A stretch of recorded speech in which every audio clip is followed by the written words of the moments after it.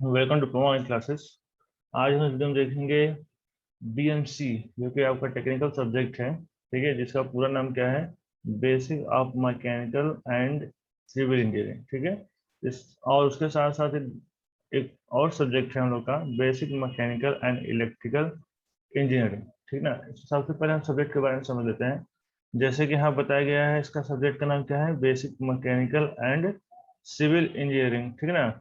तो basic mechanical है और सिविल इंजीनियरिंग है। तो ये पढ़ाया किसमें जाता है? ये पढ़ाया जाता है सब्जेक्ट इलेक्ट्रिकल इंजीनियरिंग में पढ़ाया जाता है। ठीक ना, ताकि जो बेसिक नॉलेज है मैकेनिकल इंजीनियरिंग का वो, और जो बेसिक नॉलेज है सिविल इंजीनियरिंग का वो इलेक्ट्रिकल के स्टूडेंट को, इलेक्ट्रिकल डिपार्टमेंट के स्टूडेंट को समझ में आ सके। क्योंकि इंजीनियरिंग में क्या होता है, हमें थोड़ी थोड़ी जानकारी सारे ब्रांचों की होनी चाहिए। उसी प्रकार से यहाँ पर दूसरा जो सब्जेक्ट है हमारा, basic mechanical and electrical engineering, ये सब्जेक्ट जो पढ़ते हैं बच्चे, वो पढ़ते हैं सिविल के बच्चे पढ़ते हैं, सिविल इंजीनियरिंग के बच्चे जो है इसे पढ़ते हैं। तो यहाँ पर सिविल इंजीनियरिंग के बच्चे बेसिक मैकेनिकल का नॉलेज लेते हैं और इलेक्ट्रिकल का नॉलेज लेते हैं। इसी प्रकार से एक सब्जेक्ट है जनरल इंजीनियरिंग। ठीक है, जनरल इंजीनियरिंग में क्या होता है?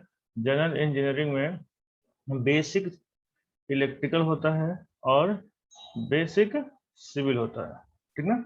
तो ये दोनों चीज मिला करके यहाँ पर नाम रखा गया जनरल इंजीनियरिंग, जो कि मैकेनिकल के स्टूडेंट जो है इसको पढ़ते हैं। ठीक है। तो यहाँ पर ध्यान देने वाली बात क्या है कि जो बेसिक मैकेनिकल का पार्ट है यहाँ पर इन दोनों सब्जेक्टों में, ठीक ना, इन दोनों सब्जेक्टों में बेसिक मैकेनिकल का जो सिलेबस है एकदम सेम है। ठीक है। तो हम लोग सबसे पहले क्या करेंगे, मैकेनिकल के टॉपिक को कवर करेंगे, जो कि मैकेनिकल अकेले ही मोर देन 60% सिलेबस कवर करता है। ठीक है, मोर देन 60% का सिलेबस जो है कवर करता है। तो हम लोग सबसे पहले क्या करेंगे, मैकेनिकल के पार्ट को कवर करेंगे यहाँ पे। ठीक है। तो हमने इसलिए यहाँ पे लिख रखा है, क्या लिख रखा है कि आप देखेंगे ये यहाँ पे basic mechanical and electrical engineering किसमें पढ़ा जाता है? सेकेंड सेमेस्टर में पढ़ते हैं, इलेक्ट्रिकल इंजीनियरिंग डिपार्टमेंट पढ़ते हैं। इसी प्रकार से BMEE मतलब कि basic mechanical and electrical engineering पढ़ते हैं हम लोग सेकेंड सेमेस्टर में डिप्लोमा के, और ये चलता है सिविल इंजीनियरिंग डिपार्टमेंट में। तो जो ये वीडियो जो हम बनाने जा रहे हैं, वो सब दोनों ही सब्जेक्ट के लिए, मतलब कि चाहे कोई सिविल से है या फिर इलेक्ट्रिकल से है, दोनों ही के लिए इम्पोर्टेंट है। ठीक ना। और हम लोग इसमें क्या कवर करेंगे, इसमें हम लोग बेसिक मैकेनिकल कवर करने वाले हैं। ठीक है, देखिए हम लोग यहाँ कवर करेंगे basic of mechanical and basic of mechanical engineering. ठीक ना। और ये आपको यहाँ पे पढ़ाया जा रहा है डिप्लोमा ऑनलाइन क्लासेस पे। ठीक है। और देखिए और हम क्या करने वाले हैं, और आप PDF डाउनलोड कर सकते हैं टेलीग्राम से, जिससे हम पढ़ा रहे हैं। उससे आप उसका जो है PDF डाउनलोड कर लीजिए टेलीग्राम से, वहाँ पे आपको मिल जाएगा। ठीक है। और आगे बढ़ते हैं लोग।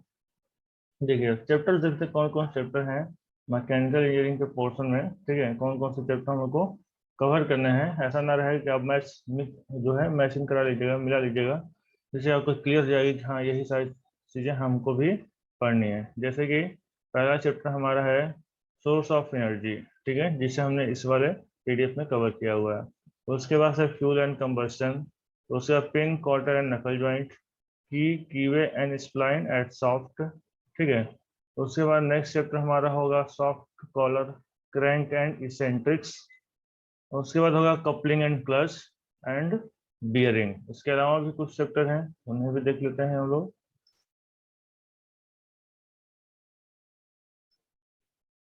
बियरिंग के बाद हम लोग का है,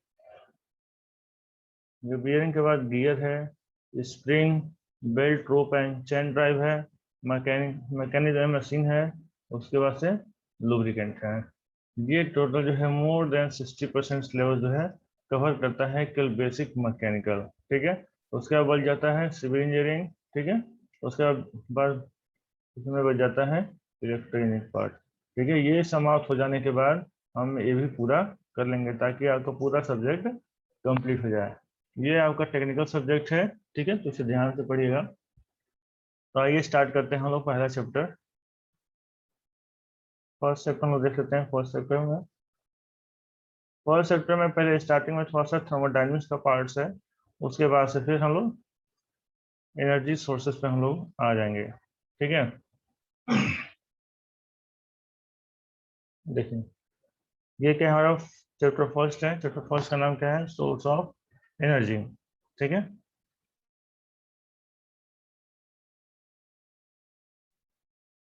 तो सबसे पहला जो हेडिंग यहाँ पर है वो है ऊष्मा इंजीनियरिंग, यानी कि थर्मल इंजीनियरिंग क्या है। थर्मल इंजीनियरिंग, तो थर्मल इंजीनियरिंग होता क्या है? ठीक है, ये हम लोग को सबसे पहले समझ लेना है। तो थर्मल इंजीनियरिंग का क्या मतलब होता है? थर्मल का मतलब होता है ऊष्मा या फिर हीट, समझ सकते हैं। ठीक ना, तो थर्मल इंजीनियरिंग में किस चीज का अध्ययन करते हैं? तो सबसे पहले हम लोग ये थर्मल इंजीनियरिंग बेसिक ये है कि एनर्जी कहाँ से प्रोड्यूस हो रही है। ठीक है, उसके सोर्स का पता लगाना। ठीक है, और एक स्थान से दूसरे स्थान को में ट्रांसमिट जो करते हैं, एक स्थान से दूसरे स्थान में भेजते हैं, या फिर एक रूप से दूसरे रूप में परिवर्तित करते हैं, तो किस माध्यम से किया जाता है, किस रूप में परिवर्तित किया जाए, इसका एनालिसिस करना। कौन से उपकरणों का प्रयोग किया जाता है ये करने में। ठीक है, इसका हम लोग अध्ययन यहाँ पे करते हैं। किसमें करते हैं? थर्मल इंजीनियरिंग में करते हैं। ठीक ना, तो आइए इसकी डिफिनेशन को पढ़ते हैं और समझते हैं कि यहाँ पे क्या बताया गया है। अगर एग्जाम में आएगा तो आप क्या लिख के आएंगे। ठीक है, तो यहाँ देखिए, यहाँ बताया गया है यह अभियंत्रण की वह शाखा है। अभियंत्रण मतलब कि इंजीनियरिंग।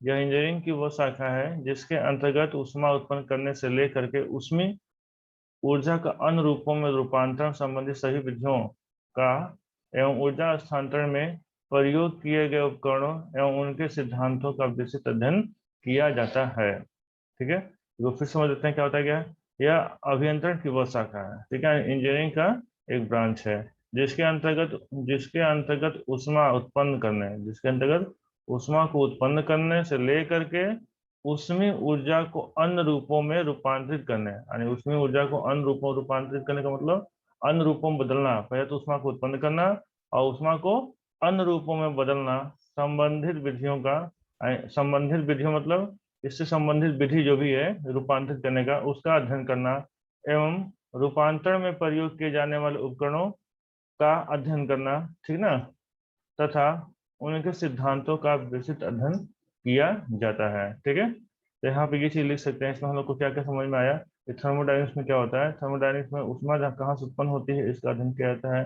ऊष्मा जो उत्पन्न होती है उसको अन्य रूप में रूपांतरित कैसे करेंगे इसका अध्ययन किया जाता है। ठीक है, रूपांतरित करने की कौन कौन सी विधि यूज होती है इसका अध्ययन किया जाता है। ठीक है, और रूपांतरित करने में कौन कौन से उपकरण यूज होते हैं इसका भी अध्ययन किया जाता है। ऐसे कौन कौन से सिद्धांत हैं इसका भी अध्ययन किया जाता है। किसमें किया जाता है? थर्मल इंजीनियरिंग में किया जाता है। ठीक है, तो इस बात को अगर आप समझ जाएंगे तो अच्छे से लिख लेंगे इसको।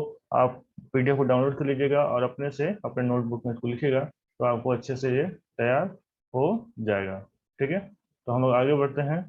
अगला जो हम लोग का डेफिनेशन है वो पूछा जा रहा है कि थर्मोडायनेमिक्स क्या होता है। ठीक है, थर्मोडायनेमिक्स मतलब क्या होता है ये चीज हमको समझना है। नाम से मामला ऊष्मा गतिकी। ऊष्मा मतलब कि एनर्जी है। ठीक है, हीट है। गतिकी मतलब गति। जब हीट कोई कोई गति कर रही होती है तो उस चीज का हम लोग अध्ययन यहाँ पर करते हैं थर्मोडायनेमिक्स में। ठीक ना, तो इसी संबंधित यहाँ पर परिभाषा भी है। देखिए यहाँ पे क्या बताया गया है। यह विज्ञान की वह शाखा है, यह विज्ञान की वह शाखा है, मतलब कि थर्मोडायनेमिक्स जो है साइंस का एक ब्रांच है। ठीक है ना, यह विज्ञान की वह शाखा है जिसके अंतर्गत गैस एवं भाप की ऊर्जा से संबंधित सिद्धांतों का विस्तृत अध्ययन किया जाता है। जिसके अंतर्गत गैस और भाप की ऊर्जा से संबंधित, गैस और भाप से ऊर्जा से संबंधित सिद्धांतों का विस्तृत अध्ययन किया जाता है। ठीक है, तथा ऊष्मागतिकी विज्ञान के अंतर्गत विशेष रूप से गैस एवं वाष्पों की ऊर्जा का ऊष्मा एवं कार्य में परस्पर रूपांतरण, मतलब क्या, यहाँ पे थर्मोडायनेमिक्स में विशेष रूप से ऊर्जा और ऊष्मा एवं कार्य में रूपांतरण, मतलब कि ऊर्जा और ऊष्मा को कार्य में कैसे बदला जाए इसका अध्ययन यहाँ पे किया जाता है। तथा निकाय, निकाय मतलब सिस्टम के अन्य गुणों के साथ साथ इनके मध्य संबंधों का भी अध्ययन किया जाता है। इसको समझ लीजिए, बहुत ज्यादा शुद्ध हिंदी लिखा हुआ है, समझना क्या है। सबसे पहले यह है कि विज्ञान की शाखा है। ठीक है, इनके अंतर्गत गैस और वाष्प ऊर्जा का संबंधों का अध्ययन करते हैं। हम लोग गैस और वाष्प में ऊर्जा में क्या संबंध है ये अध्ययन करते हैं, और गैस और वाष्प की ऊर्जा को हम लोग कार्य में किस तरीके से बदलेंगे इसका भी अध्ययन हम लोग करते हैं, ठीक ना। यहाँ देखें होता है वाष्प ऊर्जा को हम कार्य में रूपांतरित करते हैं, ठीक है, ये अध्ययन करते हैं। इसके साथ साथ जो सिस्टम होता है, ठीक है, सिस्टम के संबंधों का भी अध्ययन करते हैं। सिस्टम में कौन कौन से संबंध बनते हैं या सिद्धांत हैं उनका भी अध्ययन करते हैं। सिंपली अगर समझना हो थर्मोडायनेमिक्स क्या है, थर्मोडायनेमिक्स, थर्मो मतलब कि हीट, डायनेमिक्स माने गति। थर्मो जब हीट गति कर रही होती है तो उसमें कौन कौन सी चेंजिंग आती है और किस तरीके से उसमें उपकरण यूज होते हैं, क्या कौन सिद्धांत पे सब काम करते हैं, इन चीजों का अध्ययन हम लोग यहाँ पे करते हैं, ठीक है। और थर्मो थर्मो मतलब कि हीट है तो उसको हम किस तरीके से वर्क में, कार्य में चेंज करेंगे, इस चीजों को हम एनालिसिस यहाँ पे करते हैं। फिलहाल जो हिंदी में दिया गया है, ठीक है, इसको आप समझ करके, जिस समय समझाया है इसको समझ करके अपनी भाषा में लिख करके आप नोट्स इसको बना लीजिएगा। नोट्स ही काम आने वाला है एग्जाम के टाइम में आपके, ठीक है। नेक्स्ट हेडिंग चलते हैं लोग। वर्किंग सब्सटेंस, वर्किंग सब्सटेंस कार्यकारी पदार्थ क्या होता है, ठीक है। कार्यकारी पदार्थ का क्या मतलब है कि कार्यकारी पदार्थ मतलब वर्किंग सब्सटेंस, वर्किंग सब्सटेंस का क्या मतलब कि जिसपे हम लोग वर्क कर रहे हैं, ठीक ना। जैसे कोई भी मशीनरी है तो उसमें एक पार्ट होता है, एक वर्क पीस होता है जिसमें हम लोग काम कर रहे होते हैं, ठीक है, जिसमें सारा काम हो रहा होता है, उसी को हम यहाँ बोलते हैं वर्किंग सब्सटेंस, ठीक है। जैसे हाइड्रोलिक मशीन है तो हाइड्रोलिक मशीन जब है तो उसमें हाइड्रोलिक्स पे सारा काम हो रहा होता है, ठीक है। तो हाइड्रोलिक्स को हम लोग क्या बोलेंगे, कार्यकारी पदार्थ, जिसमें सारा काम हो रहा है, हाइड्रोलिक्स के द्वारा ही हम लोग जो है एनर्जी को ट्रांसमिट कर रहे होते हैं, ठीक ना।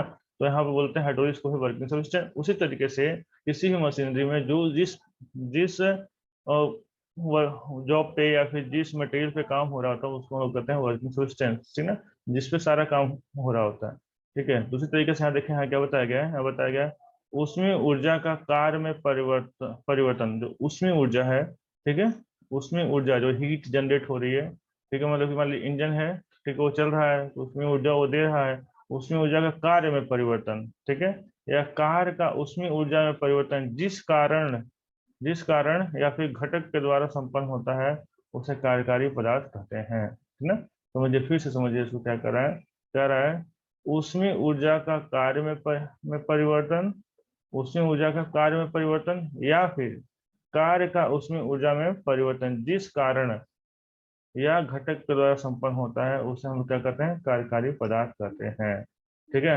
उसमें ऊर्जा को कार्य में परिवर्तन हो रहा है और कार्य का उसमें ऊर्जा में परिवर्तन हो रहा है, ये परिवर्तन जिसके द्वारा होता है उसी को हम क्या कहते हैं, उसी को कार्यकारी पदार्थ कहते हैं। कार्यकारी पदार्थ में अपना आयतन परिवर्तन करने का गुण होना चाहिए, वो अपने आयतन को परिवर्तित कर सकता हो ऐसा गुण उसमें होना चाहिए, इसीलिए कार्यकारी पदार्थ के रूप में वायु, भाप, गैस आदि प्रयोग किए जाते हैं, ठीक है। जैसे कि स्टीम टरबाइन देख लीजिए, टरबाइन में क्या होता है, बॉयलर होता है, बॉयलर स्टीम बनाता है, ठीक है। उसके बाद वो टरबाइन में जाता है, टरबाइन में वह जाके अपना काम करने बाहर निकलता है, फिर कंडेंसर में जाता है, कंडेंसर से फिर पंप के द्वारा जो है बॉयलर में आता है, फिर यहाँ टरबाइन जो चलता है तो ये क्या करता है, एक जनरेटर को चलाता है, फिर इलेक्ट्रिसिटी प्रोड्यूस होती है। इसमें जो काम जिसपे हो रहा है, जिसपे काम हो रहा है, जो कि फ्लो कर रहा है, वो क्या है, स्टीम है, ठीक है ना। स्टीम फ्लो कर रहा है तो ये स्टीम जो हमारा हो जाएगा, जो भाप हो जाएगा, वो क्या हो जाएगा, वर्किंग सब्सटेंस हो जाएगा, ठीक है। क्योंकि सारा काम किस पे हो रहा है, स्टीम पे हो रहा है। ये क्या कह रहा है, पहले स्टीम गर्म हो रहा है तो उसमें ऊर्जा में बदल रहा है, उसमें ऊर्जा किस में चेंज हो रहा है, कार्य में, यहाँ पर टरबाइन में जाकर वो काम कर रहा है, ठीक है। तो इस तरीके से ये काम हो रहा है, ठीक है। जिस पे काम किया है, इसमें कहा किस पे काम किया जा रहा है, स्टीम पे वर्क किया जा रहा है, वाटर स्टीम में कन्वर्ट हो रहा है, ठीक ना। तो ये काम टोटली किसमें, स्टीम पे हो रहा है, तो वो स्टीम यहाँ पे क्या हो गया, वर्किंग सब्सटेंस हो गया, ठीक है। समझ में आप लोग को आ गया होगा, और इस डिफिनेशन को आप लिख करके सिंपल लैंग्वेज में अपने भाषा में लिख लीजिएगा और इसे तैयार कर लीजिएगा, ठीक है ना। आगे बढ़ते हैं। नेक्स्ट जो हेडिंग हमारा है वो है प्योर सब्सटेंस। प्योर सब्सटेंस क्या होता है, शुद्ध पदार्थ क्या है, इसको हम देख लेते हैं। शुद्ध पदार्थ का क्या मतलब है, सब्सटेंस हम लोग समझ लिया, शुद्ध पदार्थ का क्या मतलब है ये चीज हम लोग यहाँ देख लेते हैं। यहाँ बताया गया वे पदार्थ जिनकी रासायनिक संरचना समान, मतलब कि होमोजीनियस एवं स्थिर दोनों होती है, शुद्ध पदार्थ कहलाते हैं, ठीक है। शुद्ध पदार्थ का क्या मतलब, ऐसा पदार्थ जिनकी रासायनिक संरचना समान होती है, ठीक है। रासायनिक संरचना समान होती है मतलब कि होमोजीनियस होता है एवं स्थिर दोनों होती हैं, उसे हम लोग क्या कहते हैं, शुद्ध पदार्थ कहते हैं, ठीक है। मतलब रासायनिक संरचना समान होनी चाहिए, मतलब कि होमोजीनियस होना चाहिए, मतलब उसकी केमिकल जो है इक्वली जो है डिस्ट्रीब्यूट होना चाहिए, ठीक है, और स्थिर होना चाहिए, उसे हम क्या कहेंगे, उसे हम प्योर सब्सटेंस कहेंगे। दूसरे शब्दों में देखिए यहाँ बताया गया क्या, दूसरे शब्दों में जिन पदार्थों का आणविक ढांचा परिवर्तित नहीं होता, आणविक ढांचा परिवर्तित नहीं होता मतलब उसके जो मॉलिक्यूल में कोई चेंजिंग नहीं आती है, परिवर्तित नहीं होता, वह पदार्थ समान पदार्थ कहलाता है, ठीक है। इसका एटॉमिक स्ट्रक्चर जो है नहीं चेंज होता है, उसे हम लोग क्या कहते हैं, उसे हम पदार्थ समान पदार्थ कहलाता है, ठीक है। शुद्ध पदार्थ सदैव तीन, मतलब कि ठोस, द्रव, गैस स्वरूपों में विद्यमान होते हैं। जो शुद्ध पदार्थ हो कितने टाइप्स होते हैं, वो तीन टाइप के जो हम लोग जानते हैं, सॉलिड, लिक्विड, गैस होते हैं, ठीक है। जैसे भाप, जल, भाप व जल का मिश्रण, ये सब क्या कहलाते हैं, ये कहलाते हैं हमारे प्योर सब्सटेंस, शुद्ध पदार्थ कहलाते हैं। याद रखिए शुद्ध पदार्थ में क्या क्या आते हैं, शुद्ध पदार्थ में आते हैं भाप, जल और भाप और जल का मिक्सचर, ठीक है। आगे देखिए, द्रव तथा गैस के रूप में वायु शुद्ध पदार्थ का उदाहरण है, ठीक है। द्रव और गैस के रूप में जो हम लेते हैं उसमें क्या है, हमारा वायु जो है, एयर जो है, एक शुद्ध पदार्थ का उदाहरण है, ठीक है। इसे भी अपने भाषा में नोट करेंगे पीडीएफ डाउनलोड करने के बाद से, और इसे अपने लैंग्वेज में लिखेंगे तो ये आपको हमेशा ही याद रहेगा, ठीक है। नेक्स्ट टॉपिक की तरफ बढ़ते हैं। नेक्स्ट टॉपिक क्या है हमारा, ठीक है, थर्मोडायनेमिक सिस्टम है, ठीक है। तो फिलहाल के लिए रहने देते हैं क्योंकि 20 मिनट का वीडियो हो गया है ये। तो मिलेंगे हम नेक्स्ट वीडियो में, नेक्स्ट वीडियो में यहाँ से कंटिन्यू करेंगे। आप बताइए आपको कैसे समझ समझ में आ रहा है या नहीं आ रहा है, तो हम इसे आगे कंटिन्यू करते हैं, ठीक है। तो आज के लिए बस इतना ही, थैंक यू।